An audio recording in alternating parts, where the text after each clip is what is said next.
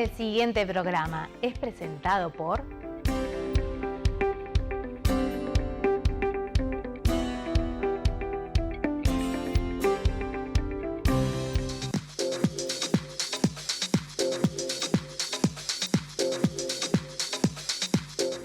Hola amigos, ¿qué tal? Les doy la bienvenida a este programa 620 en esta 15ª temporada de Seguridad Vial. Nuestra enviada de hoy, la doctora Marta Balfré, quiero empezar esta historia porque casualmente, como referencia de la invitada, porque vamos a hacer un cuestionario y vamos a charlar si hay opinión realmente autorizada para los temas que vamos a tocar en el día de hoy en el relacionamiento del comportamiento de cada uno de los ciudadanos con referencia a la seguridad vial y al automóvil. Y comienzo esta historia que ustedes ya la han oído antes. Hace años ya, cuando estaba en el Uruguay la compañía aérea, la Lufthansa, el director de la Lufthansa, un señor de origen alemán naturalmente, quería hacer con Fernando Camarota, Nando Parrado y conmigo una escuela de conducción del más alto nivel. Él dijo que iba a traer algún tipo de maquinaria europea y que nosotros poníamos el know-how y qué sé yo, no sé cuántas cosas más. Así fue la historia, hasta que lamentablemente, poquito tiempo más después del lanzamiento de esta idea, él finalmente, Lufthansa se retira del país, fue trasladado a otro lugar.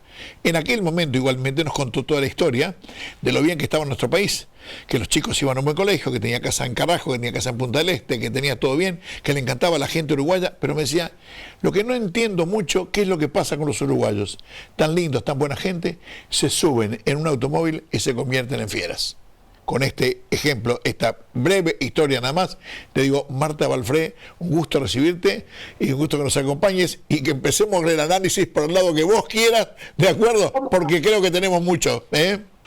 Sí, hay muchas puntas. Primero que nada, muchas gracias por la invitación. A ver, el tema de la seguridad vial es complicado y vamos a empezar por algo que está comprobado científicamente.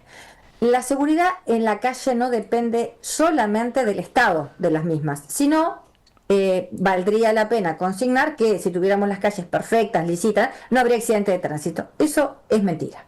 ¿Qué es la principal causa de los accidentes? La conducta humana. Y la conducta humana, especialmente en Montevideo, que es donde circulamos, bueno, la gran mayoría de nosotros, está teñida de muchas cosas. Podrás poner lomos de burro, podrás poner semáforos, podrás poner límites de velocidad, podés poner gente a controlarlo, cámara, además, pero los accidentes suceden y cada vez más trágicos y sobre todo cuando involucran motociclistas. Entonces, ¿cuál es el problema? El problema somos nosotros. El problema es que, como vos relatabas con lo que decía el gerente de Lufthansa, hay muchas personas que se suben al auto y sientan que manejando tramitan sus frustraciones laborales, personales, familiares, su pobre control de impulsos, sus enojos. Otro elemento que acá no se tiene mucho en cuenta es, para conducir, tengo que estar no solo con buenas condiciones de visión, audición, capacidad de atender, de resolver imprevistos. Yo me acuerdo cuando yo hice la escuela de manejo, me decía el instructor, vos no te preocupes tanto de tus errores, sino preocupate de los demás. Porque yo tengo que tener la capacidad, no solo de manejar bien, sino de prever qué es lo que puede hacer el otro. O sea, que haya un cartel de pare para el otro, no me garantiza que efectivamente lo cumpla. Entonces, bueno, esa persona que salió, tuvo un problema familiar y lo resuelve apretando el acelerador. Esa persona, por más que tenemos que se supone que es alcohol cero, tomó una copita de vino pensando, no se va a notar, no me van a encontrar. También el uso de psicofármacos. Los psicofármacos que la gran mayoría de los uruguayos consumen también afectan los reflejos, la capacidad de atención, el rendimiento, la performance. Entonces, bueno, eso también hay que tenerlo en cuenta. Puede ser que yo demore más en pisar el freno o esté distraído. El celular, por favor. Incluso las pantallas táctiles de los nuevos vehículos, que yo voy a seleccionar si atiendo el teléfono, si no atiendo el teléfono, si pongo no sé, un indicador de GPS para llegar a un lugar. Todas cosas que influyen en la atención. Sí, Marta, te interrumpo porque has tocado tantos temas que realmente ameritan un poco de desarrollo. Los hemos dicho a lo largo de todos estos años haciendo programas. Y uno de los temas, mira, que las calles en mal estado, en general, nosotros lo descartamos o todo el mundo piensa que es algo más o algo menos que no importa tanto. Y te digo más. Para que la gente tenga claro, un automóvil en el día de hoy tiene cantidad de sistemas electrónicos que lo que hacen es ayudar al conductor a disminuir los siniestros, ayudar a la gente para que todo esto sea más fácil, y para eso, por ejemplo, digo uno cualquiera, el sistema ABS de frenos. El sistema ABS de frenos lo que hace es, cuando la rueda en pleno contacto con el piso se va frenando el auto, las ruedas siguen girando despacito, pero frenando lo más que se pueda, sin que se bloqueen las ruedas y no se pierda el poder direccional. ¿Sabe cómo se produce eso? Siempre y cuando el pavimento sea tan bueno, tan liso y tan perfecto, para que, como se concibe en Europa o en otros países del primer mundo, menos en Uruguay o países sudamericanos, donde las ruedas van haciendo así, y toda esa pérdida de contacto con el piso se traduce en la menor eficiencia del sistema ABS. Eso lo traslado al control de estabilidad, al control de todo lo que ustedes se imaginen, elaborado por la tecnología. Quiere decir que nosotros, en nuestra manera de ser, con nuestro pavimento, con nuestras irregularidades, más allá que han mejorado mucho en algunos aspectos, estamos luchando contra la ingeniería que fabrica cosas para que las cosas pasen de la mejor manera posible. Eso por un lado. Segundo, errores humanos. Yo empezaría por errores humanos con que creo que la docencia o la enseñanza o la preparación para un conductor es absolutamente insuficiente. Y cuidado, repito lo que he dicho muchas veces, 15 clases teóricas, yo digo no aprende a manejar nadie, pero, si nuestra carga teórica es tan buena, como puede ser en Estados Unidos o en Europa, donde en vez de ser un librito así, es un libro así de grande, donde el examen se pierde 1, 2, 3 o 4 veces, quiero decir con esto, en Estados Unidos también se dan 15 clases. Y yo digo, ¿esto cómo es? Claro, pero llega con una preparación teórica tan grande que cuando llega el auto no significa nada hostil, sino algo conocido que prácticamente sin haberlo subido ya sabemos cómo es la historia, ¿de acuerdo? Hay algo, y bueno, y el examen aparte es mucho más drástico respondiendo a esa base teórica que hay que saberla, y en el examen teórico es una recorrida por el conocimiento general. Eso para arrancar.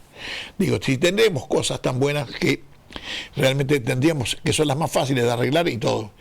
Vamos a los temas más que seguiremos desarrollando, Marta, ahora mismo, porque tenemos el teléfono celular, tenemos cantidad de cosas más, por supuesto que sí, pero el error humano pasa por muchas otras cosas. La gente no entiende nada de cuáles son las señales más importantes, y de hecho, siniestros importantísimos los hay en las rutas nacionales, donde una línea amarilla, para muchos no significa nada, choques de frontales en la ruta son por adelantamiento indebido, ¿de acuerdo? Y sin embargo, el proyecto que hay para la nueva ley, la libreta por puntos, licencia por puntos, no figura la pérdida ni siquiera un punto por adelantamiento indebido en las rutas. Creo que, en realidad, andamos todos un poco entreverados en la búsqueda de una solución que pretendemos sea rápida y no va a llegar de otra manera, porque las 15 clases prácticas, yo digo, son pocas.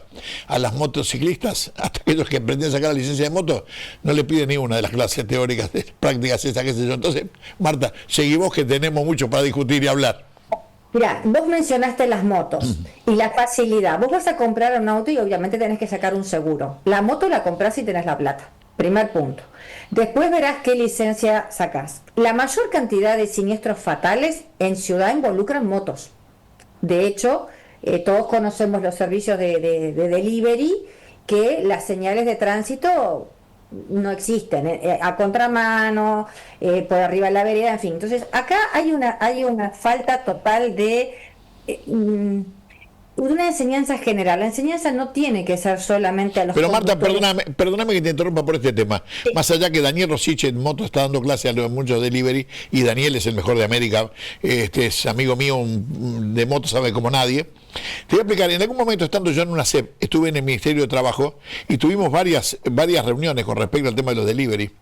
Y si hay algo que es inconcebible, cuando el delivery no responde a ninguna empresa, o prácticamente en su mayoría no respondía a ninguna empresa, donde trabajan pura y exclusivamente por la propina, donde realmente no hay nadie que responda por nada. ¿Sabes cómo se hace la propina? Yendo de la manera más rápida posible y donde la mozzarella no se te enfría, y vamos por arriba de la vereda o por donde sea, contra frente y contramano, y nadie responde a nada. Y entonces ese control naturalmente es imposible tenerlo, salvo que se consideren y entremos en la parte legal que habría que corregir y cambiar.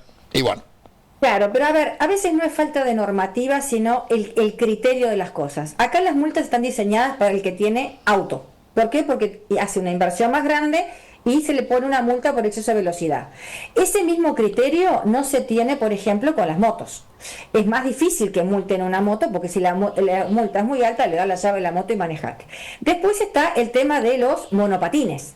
Los famosos monopatines que en las calles nuestras Yo a veces veo algunas calles con agujeros y digo, si acá viene, yo voy manejando y viene un monopatín y engancha la ruedita que no sé cuántos centímetros tiene, vuela y cae adelante en mi auto, ¿quién explica cómo se produjo el accidente? Entonces, tenemos un montón de variables que necesitan una educación en general, como peatón, que no puedo cruzar en cualquier lado, como motociclista, que por más que sea un delivery y tenga una propina, si llego con la mozzarella calentita, como vos dijiste, tengo que respetar la normativa. Pero tenés otro problema. La normativa vial es poco conocida para los uruguayos. Es menos conocida para los deliveries cuando son extranjeros. Porque nadie les hace un ayornamiento de la normativa en el país que van a manejar. Y la situación del monopatín, ¿quién la controla? Nadie. Entonces, vos tenés eso, sumale calles que no están en perfecto estado, gente que tiene problemas y siente que pisando el acelerador libera frustraciones, gente que está estresada, medicada, gente que está fatigada, conductores profesionales que de repente trabajan demasiadas horas y entonces obviamente su capacidad de atención baja.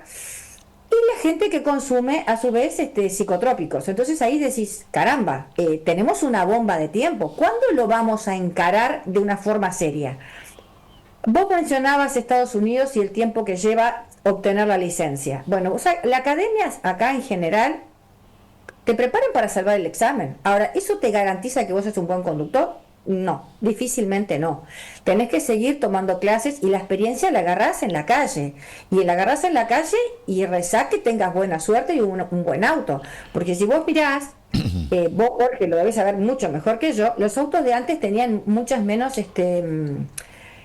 artefactos electrónicos que te ayudaban a manejar. Las direcciones no eran hidráulicas, los cambios eran duros, el auto era más pesado.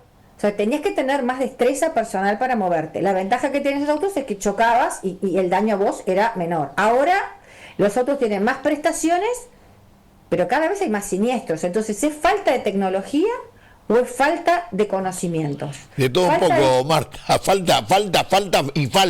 Y seguirá faltando porque esto no tiene corrección a la vista, por varias razones.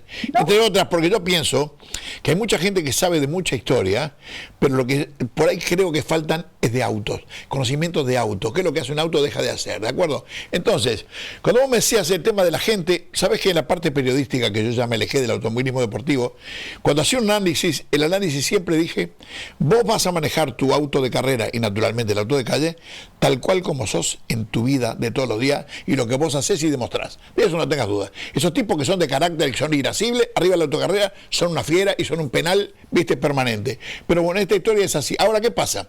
Cuando la fiscalización es inexistente, esas manifestaciones son, bueno, incontrolables, incontroladas, ¿de acuerdo? Y entonces el resultado lo tenemos a la vista. Agarrás el tema de las motos y los delivery.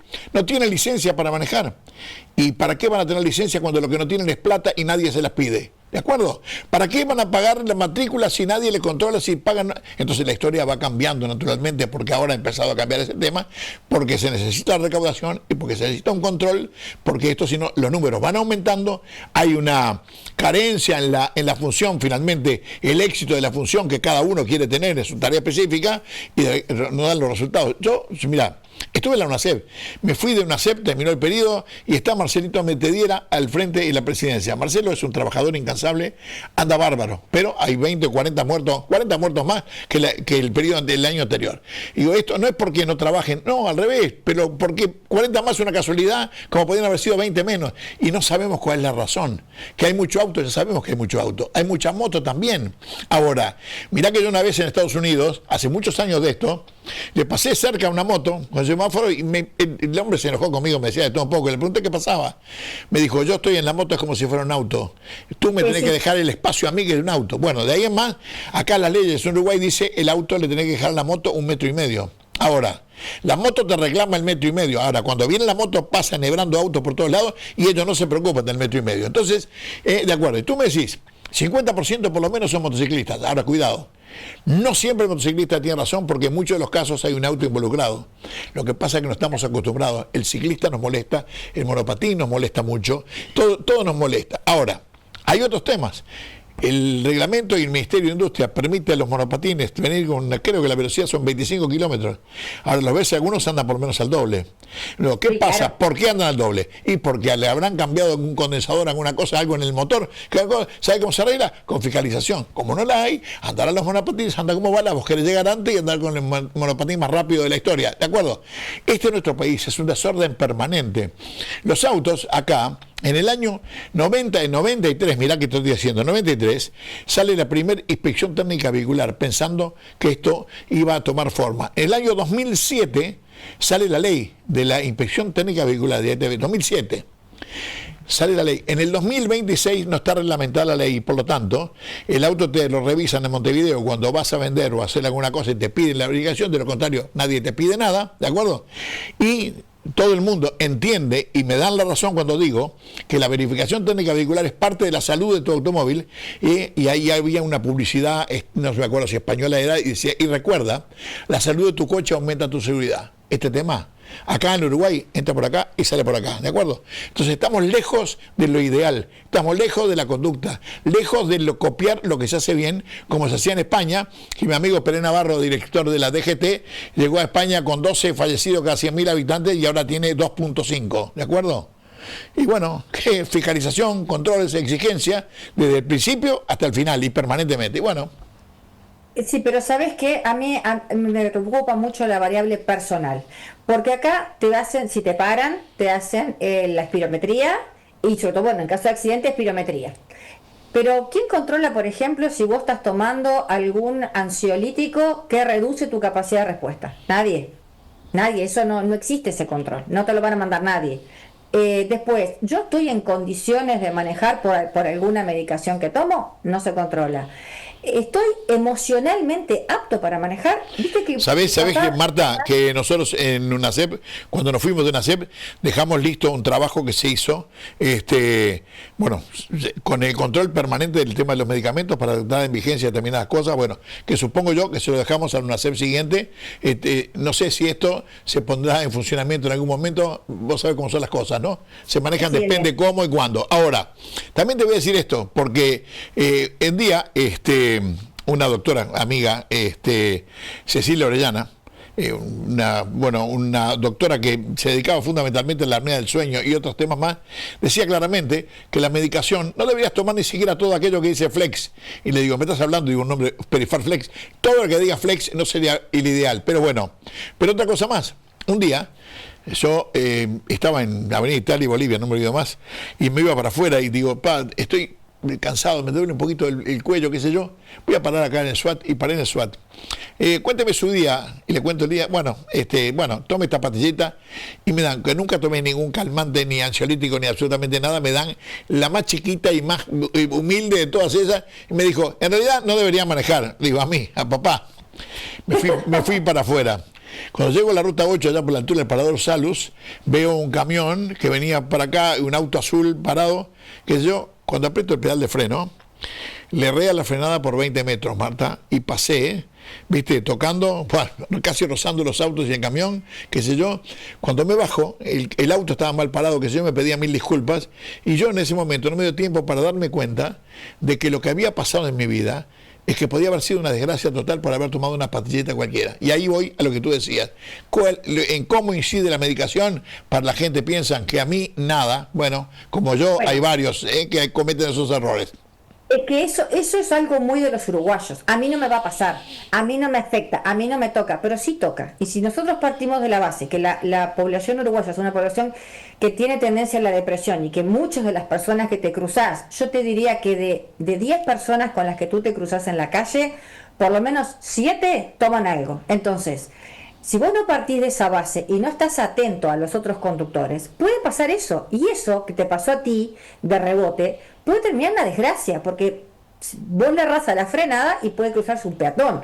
Y no nos olvidemos que tenemos, obviamente, adultos mayores que cruzan con mayor lentitud, gente que tiene problemas físicos y usa bastones, niños que son menos conscientes. Acá tampoco hay una educación para el peatón, entonces los peatones te salen entre los autos, de atrás. O sea, eso no se controla. Yo sé que hay, pasada cierta edad, para renovar la libreta, tenés que pasar por un examen psicológico. Y para los profesionales, la libreta profesional, tenés un examen más profundo que lleva otro tipo de prueba.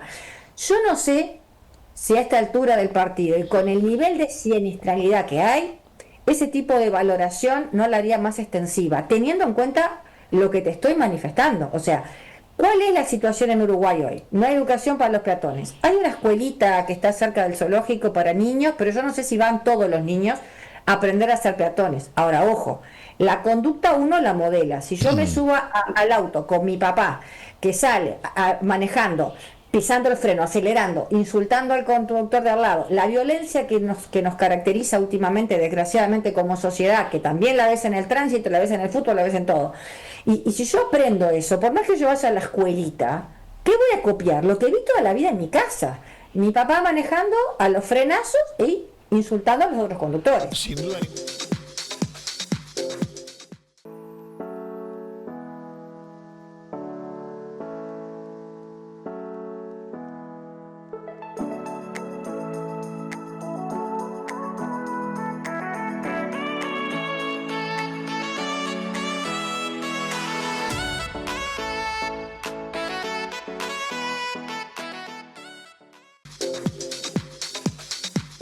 Sin duda ninguna, es como tú decís. Y vos, mira, no sabes las cosas.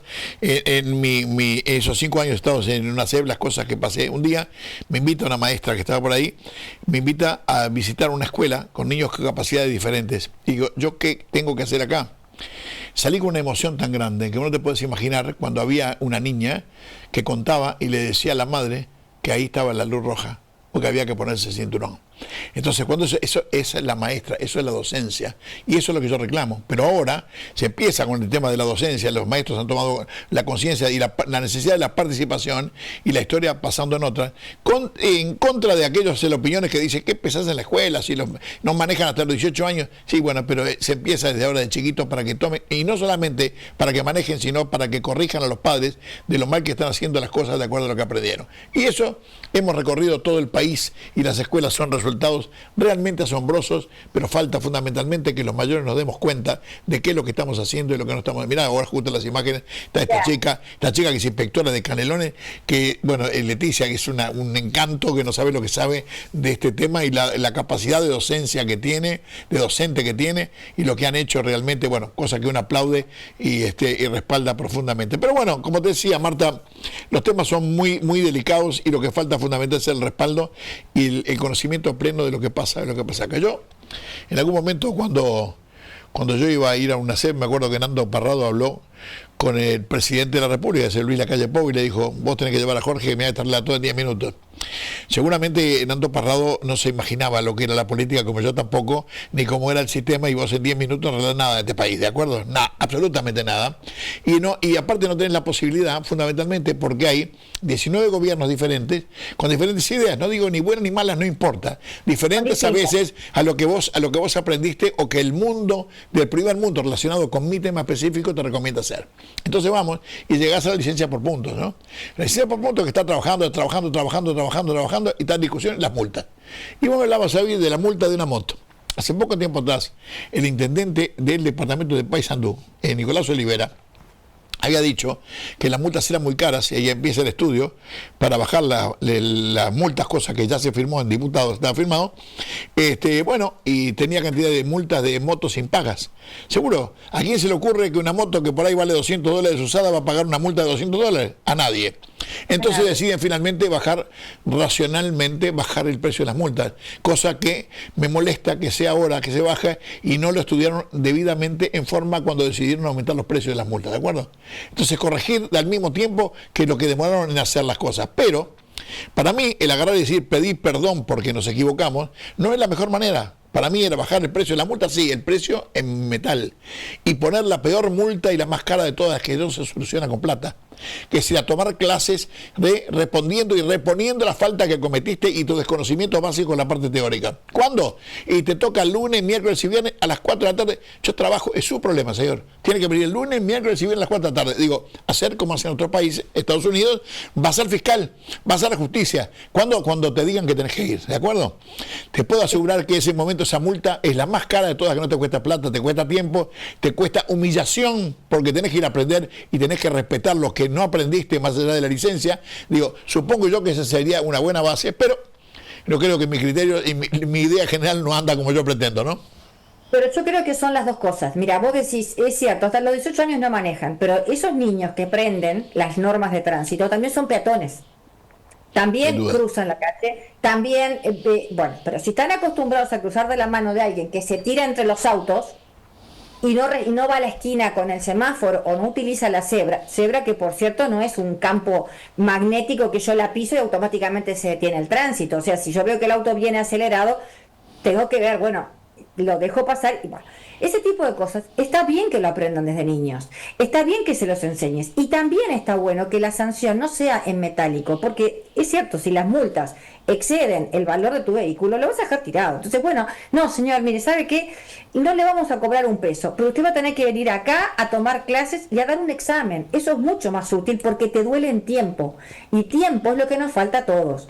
Esto me hace acordar, yo hace un tiempo estuve en el Cairo y te enloqueces porque te salen autos de todos lados, no hay seguro, y me decía el tipo, acá nos compramos un auto para tocar la bocina, y era un manicomio, pero yo me pregunto qué tan diferente estamos del Cairo, ¿no? Porque salvo que no tocan la bocina, los autos te vienen y las motos y los de todos lados. Entonces, yo creo que si tenemos que entrar a racionalizar, tendríamos que ver, señores, ¿es el precio de la multa, es el semáforo, la cebra o los lomos de burro lo que para los accidentes? Me parece que no, me parece que es la educación. Entonces empecemos con la educación. ¿Cuándo? Cuando son chicos. Y ya cuando son grandes, bueno, restauración a la situación anterior. Si yo no respeto un cartel de par, y bueno, tendré que ir a hacer curso y aprender a respetar las normas de tránsito. Y si adelanto cuando la línea amarilla no me lo habilita, bueno, señora, mire, venga acá, siéntese, escuche, aprenda y entienda. Porque vos me pones una multa y capaz que no me afecta, o capaz que no la pago, o capaz que yo qué sé, no sé.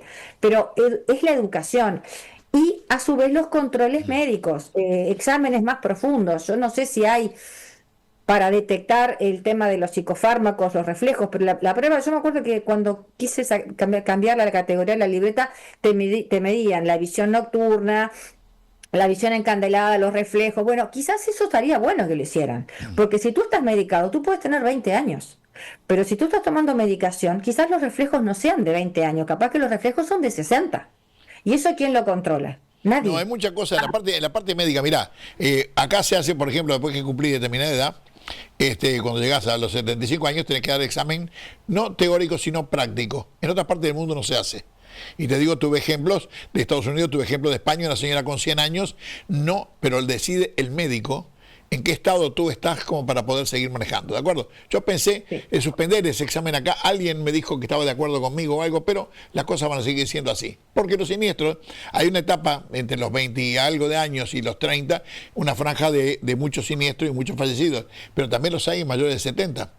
¿Por qué cosa mayor de 70? Porque vos a los 70 hoy día estás incapacitado de manejar.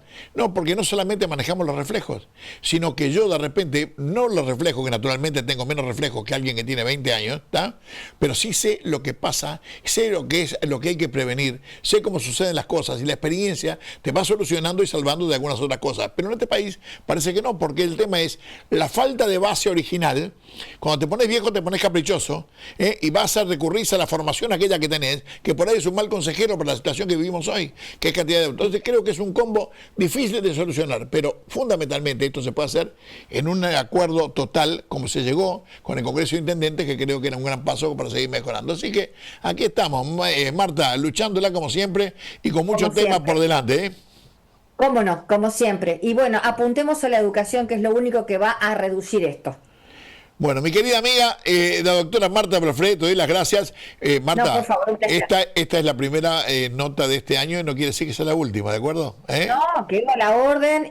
Me gustaría mucho más profundizar en el tema de lo médico, porque creo que hoy día responde a muchas cosas. Bárbaro. Y la educación de los niños. Te voy a llamar y vamos a combinar y en cualquier otro programa lo hacemos, ¿de acuerdo? Un gusto, un placer. Te mando un beso y te doy las gracias, Marta. Hasta Un beso pronto. enorme, Jorge. Dale. Nos vemos. Chau, chau, Chau. chau, chau.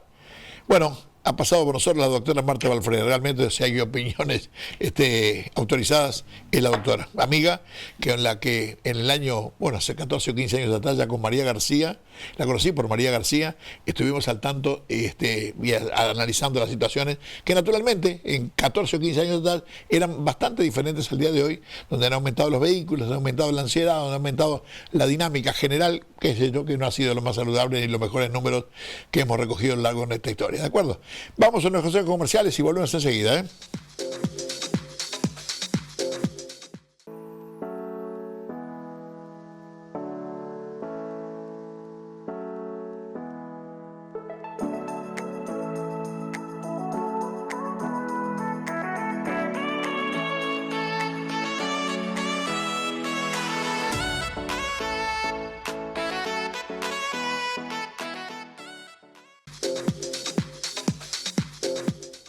A veces nos preguntamos cuando el otro día estaba hablando con Gustavo Gutiérrez y hablamos del tema de los vehículos eléctricos y me hablaba en algún momento de los problemas con los autos con batería y de los cuidados fundamentalmente que había que tener con autos eléctricos que tienen las baterías y cuáles son los cuidados muy fundamentales o digamos primarios antes de la idea y los consejos generales de cualquier fabricante o del vendedor de automóvil que vendrá con las instrucciones correspondientes.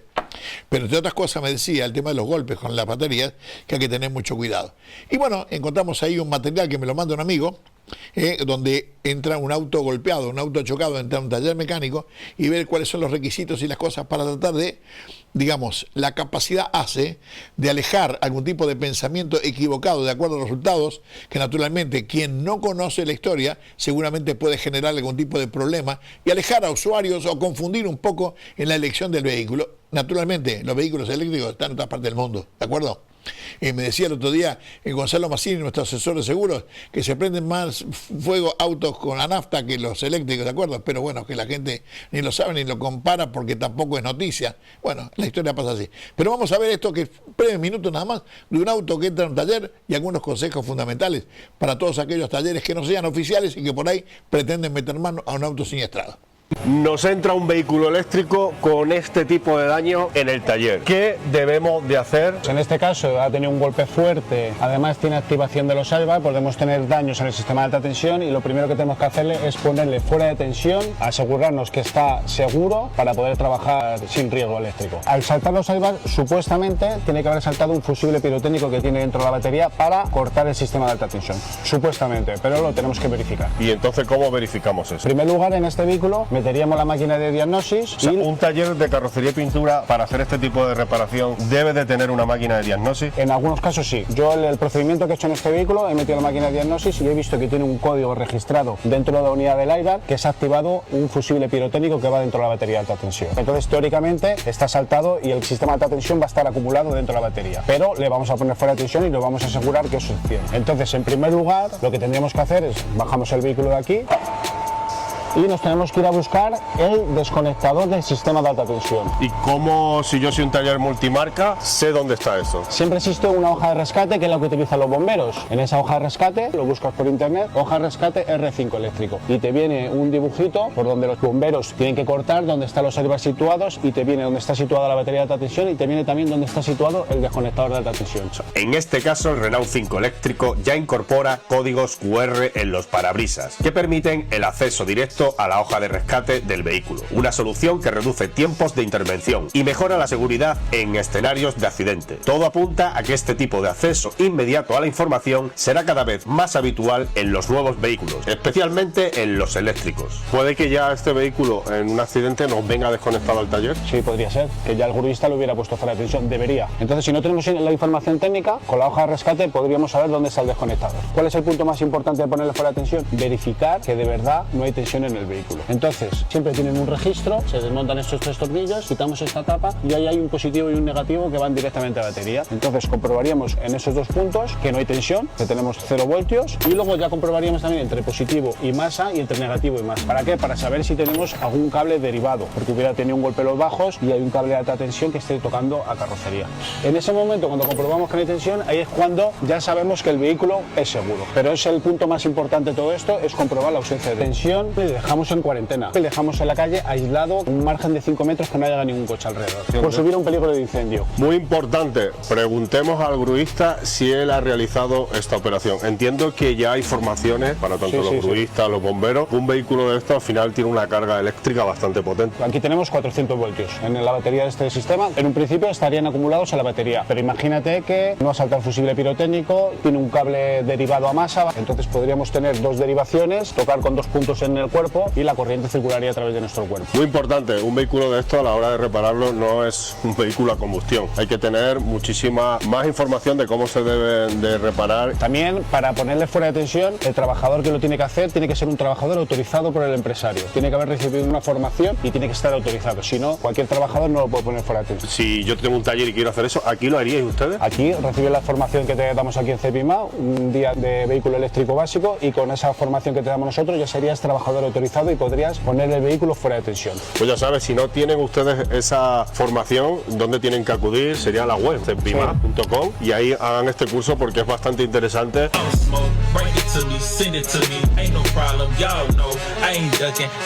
Bueno, como verán, hay que saber.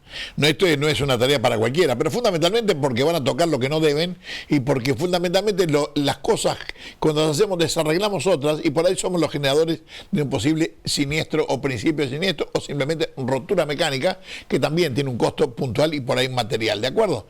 Esto por una parte. Con respecto a lo que decían acá algunos de los españoles que hablan del código QR, mire que hay muchos autos que ya los tienen naturalmente, para indicarle a los bomberos, por ejemplo, si tiene que actuar en un siniestro, por dónde se corta, por dónde se entra el auto, cuáles son los lugares apropiados para hacer las cosas más eficientes y más rápidas.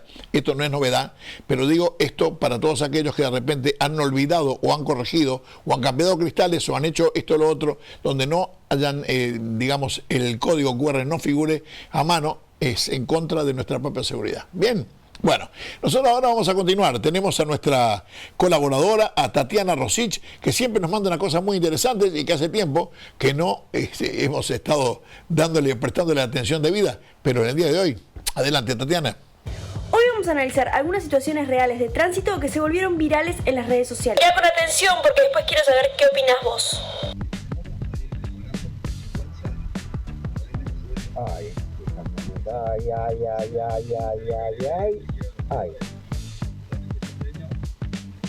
¿Quién cometió la infracción más grave? ¿Podría haberse evitado aunque uno de los dos tuviera prioridad?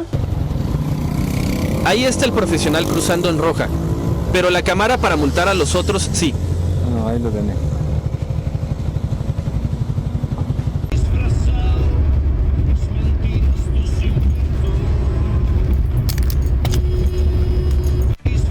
¿Dónde está el límite entre ahorrar unos segundos y poner en riesgo una vida?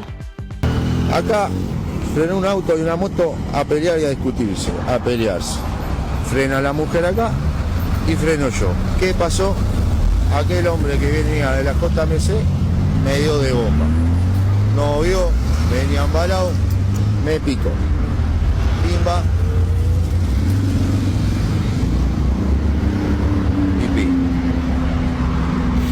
Y a su vez, acá frenaron más autos, porque el hombre este me chocó, y me hizo correr para adelante y me hizo chocar al otro. Y acá hay más autos que se fueron, que creo que no estaban involucrados en ningún tipo de accidente, pero por atrás siguió el choque, siguió todo el desenlace lindo. Ya que yo no he visto que yo. Y no le dio para frenar. Y bueno, salió una caravana linda, a primera hora, pasé el viernes. ¿Cuál es el mayor riesgo en el tránsito? ¿Una imprudencia o perder el control de las emociones?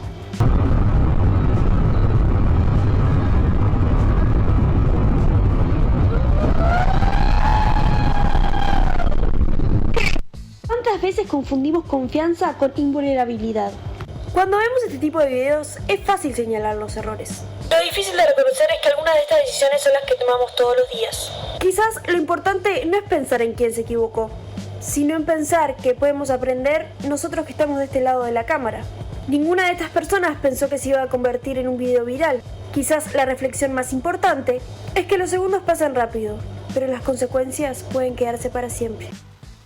Muchas gracias, Tatiana. Realmente muy buenas imágenes, buenos ejemplos. Fundamentalmente requieren alguna aclaración. La primera, cuando vemos ahí que aparece una moto recorriendo el carril de solo bus, aparentemente que por ese lado, y un auto que dobla, viniendo por un carril más central y dobla repentinamente. Los dos están mal. Ni la moto debió circular por ahí, y quien va a doblar para un lado, lo primero que tiene que hacer es estar lo más próximo posible al cordón de la vereda, ¿de acuerdo? Maniobras sorpresivas son lo que generan este tipo de cosas, y más si además de entrar a doblar regulado va a entrar en el jardín, en el garaje de la casa, pensando a lo mejor que con un señalero está avisando de manera correcta, cuando es un error absolutamente total, porque el señalero indica que vamos a cambiar de dirección. Lo que quiere decir, cambiar de dirección es cambiar de carril para adelantar a uno o doblar en la calle que viene y no entrar al garaje de casa. Nadie sabe dónde vivo, quién soy, de acuerdo. Para entrar al garaje de casa prendemos la baliza indicando que vamos a parar. De esa manera disminuimos la velocidad y hacemos lo que tenemos que hacer. Más adelante hubo otras imágenes, naturalmente, que hay errores que son fundamentales. Entre otras, vimos el adelantamiento indebido en la ruta, choques frontales en la ruta, saldo de muerte. Bueno, son realmente graves cuando no quedan funcionarios, queda gente con lesiones que son para toda la vida. Quiero decir con esto, hay que prestar muchísima atención a que vemos que quien es que evita el siniestro es que se corre para la banquina, circular por la banquina, no solamente está prohibido, sino que puede ser situaciones peligrosas por un camino irregular. Pero quien adelanta, por lo visto, estaba lo más tranquilo, porque el tramo era muy largo de línea amarilla que indicaba claramente la imposibilidad de adelantar. Naturalmente, Tati, hay muchas otras imágenes que mandaste que requieren algún tipo de opinión, pero fundamentalmente es el conocimiento general y la falta de respeto de la gente, que le falta no solamente formación, sino que están acostumbrados a que nadie los fiscalice y como consecuencia tenemos este tema y números que realmente son escalofriantes y vamos llegando a unas cifras que, bueno, en el año 2026 fueron más que el año anterior y subieron, en el 2025 fueron 30 o 40 más que en el año 2024. ¿Cómo puede ser? No es porque se trabaje peor.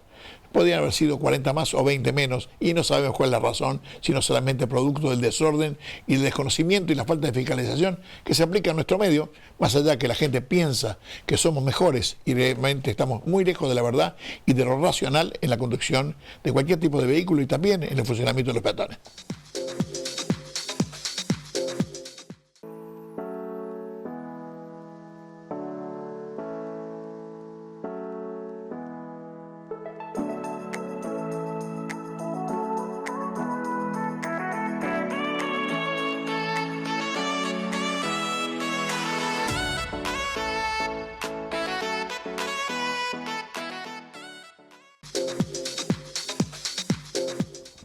Mire, he dado muchos cursos de conducción en mi vida, pero fundamentalmente cuando la gente piensa buscando la parte especial y la parte que creen algún tipo de magia o artículo que yo le vaya a enseñar o alguien les pueda enseñar a sortear las cosas sin aprender y sin ninguna base teórica buena, eso es imposible.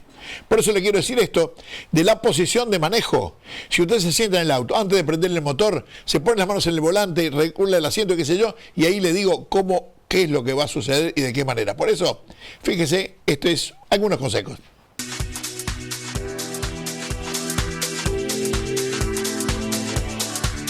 Hola, ¿qué tal? En el Automóvil Club del Uruguay tenemos una preocupación, gran preocupación, y naturalmente es referida a la seguridad vial, para tratar de que, haciéndole llegar a usted periódicamente algunos consejos, tratar de mejorar la calidad conductiva y naturalmente eso en beneficio de nosotros, de la familia, de todos los uruguayos. La posición de manejo es de vital importancia para conseguir una buena performance en la conducción de nuestro vehículo. Lo primero que vamos a hacer naturalmente es ubicar el asiento a la distancia correspondiente. Empezamos de abajo, por ejemplo, arrimamos el asiento hacia adelante hasta que finalmente nosotros con nuestro pie izquierdo, si tuviera embrague y si no lo tiene lo mismo, llegar al final, hasta el piso, de manera holgada, donde nos permita flexionar la pierna a la altura de la rodilla y que fundamentalmente el pie izquierdo nos sirva siempre de apoyo cuando nosotros estamos manejando. Pero entre otras cosas, además, vamos a regular también la parte de arriba, que nos permita llegar al volante de la siguiente manera, con los brazos bien flexionados a la altura del codo, la posición de las manos, imaginando que esta es la esfera de un reloj, en posición de 3 menos cuarto o 2 menos 10, son matices que no importan.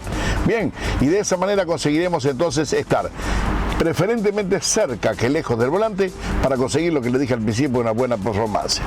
Esto podemos hacer que funcione bastante peor, que nuestra tarea no funcione como corresponde o como deseamos, y de esa manera tenemos que evitar una mala posición de las manos en el volante, como por ejemplo esta, 2 manos arriba, que parece que de alguna manera estamos por perder el equilibrio y no vamos a conseguir nada bueno.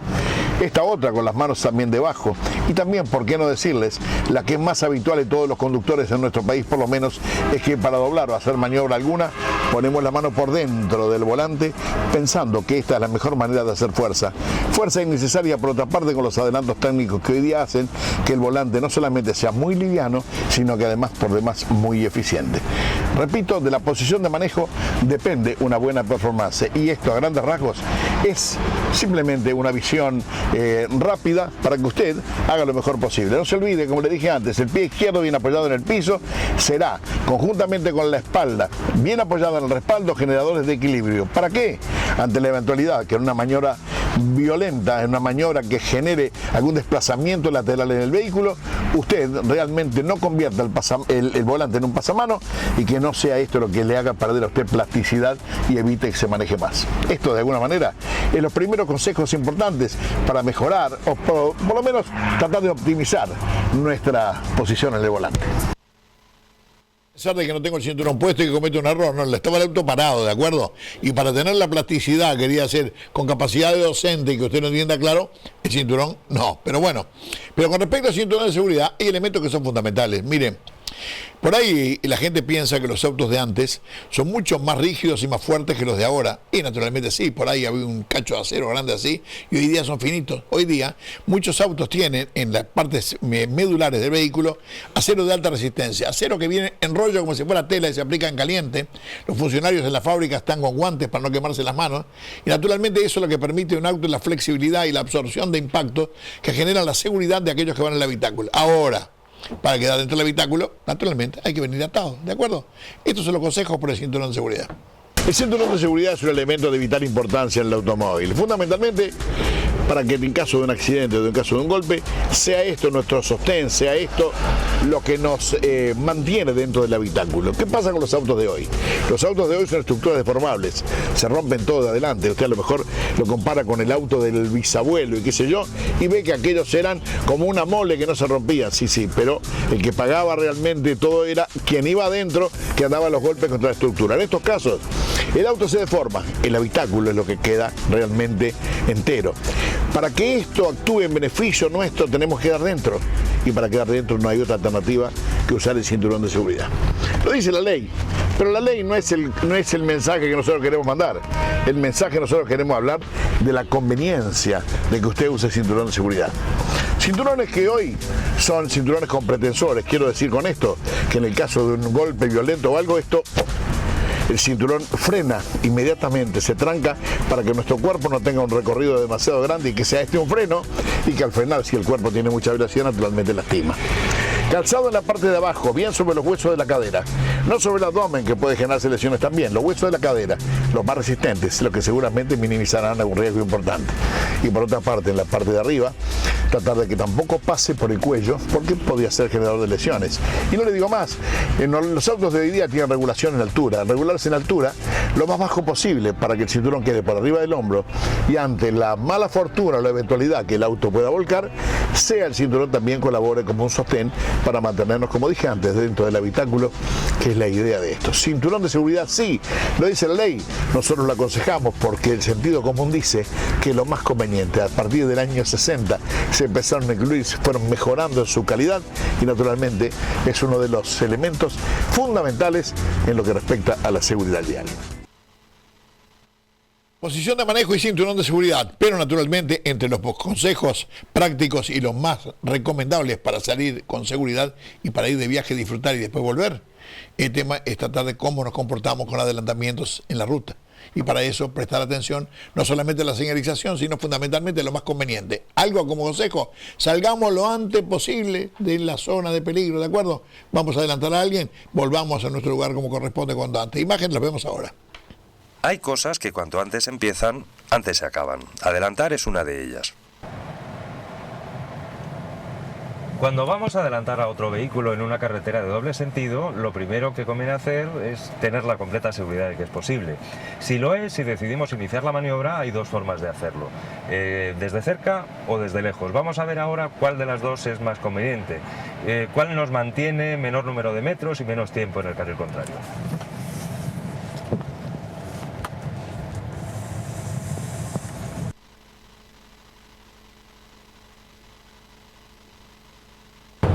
Un adelantamiento será tanto más corto cuanto mayor sea la diferencia de velocidad entre los dos vehículos.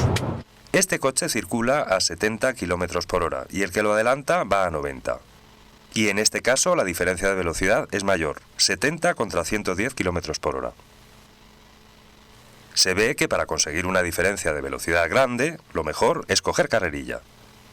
Si vamos justo detrás de un vehículo que circula, por ejemplo, a 70 km por hora, iniciamos el adelantamiento casi a la misma velocidad que él. Si por el contrario empezamos a acelerar mucho antes de cambiarnos de carril, en el momento de hacerlo ya habrá una diferencia de velocidad grande. Aquí el coche que adelanta empieza cerca del adelantado, sale casi a la misma velocidad y por eso recorre más espacio comparado con un adelantamiento que comienza más atrás y por tanto con mayor diferencia de velocidad. Empezar a adelantar desde atrás tiene más ventajas. Vamos a comprobarlo. Una es que si estamos lejos tenemos una perspectiva mejor de la carretera. Por ejemplo, no siempre hace falta desplazar el coche a un lado y otro para ver. Si estamos cerca, el coche que va delante nos quita más visión. Si empezamos a acelerar desde lejos, podemos ver cuánto espacio ganamos al coche precedente y así tenemos una idea más precisa del espacio que vamos a necesitar para adelantar. Y otra ventaja más de empezar desde atrás es que resulta más fácil elegir la marcha adecuada para la maniobra. Si empezamos a acelerar pronto, será más fácil evitar cambiar de marcha durante el adelantamiento. Al adelantar desde lejos hay que tener especial precaución con la distancia de seguridad, más precaución de lo habitual. Hay que tener en cuenta que siempre cabe la posibilidad de que el conductor que va adelante frene de forma inesperada.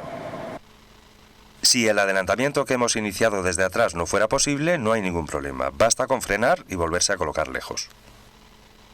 Una vez que hayamos adquirido la costumbre de empezar desde lejos, un truco que facilita bastante la maniobra de adelantar es anticipar la maniobra. Si vemos una señal de fin de prohibición y además hay visibilidad, podemos empezar a acelerar desde atrás para tener ya esa diferencia de velocidad cuando finalice la prohibición. También en este caso conviene tomar la precaución de prever que quien va adelante puede frenar. Otra forma de anticipar el adelantamiento es empezar a acelerar cuando un coche viene de frente, con objeto de iniciar la maniobra tan pronto como sea posible. Esta forma de anticiparse requiere un poco de práctica, pero es una herramienta bastante útil para aprender a estimar la velocidad de los coches que vienen de frente.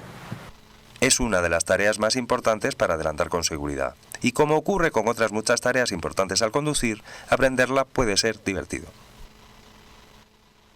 Bien, se va el programa 620, llegamos al final.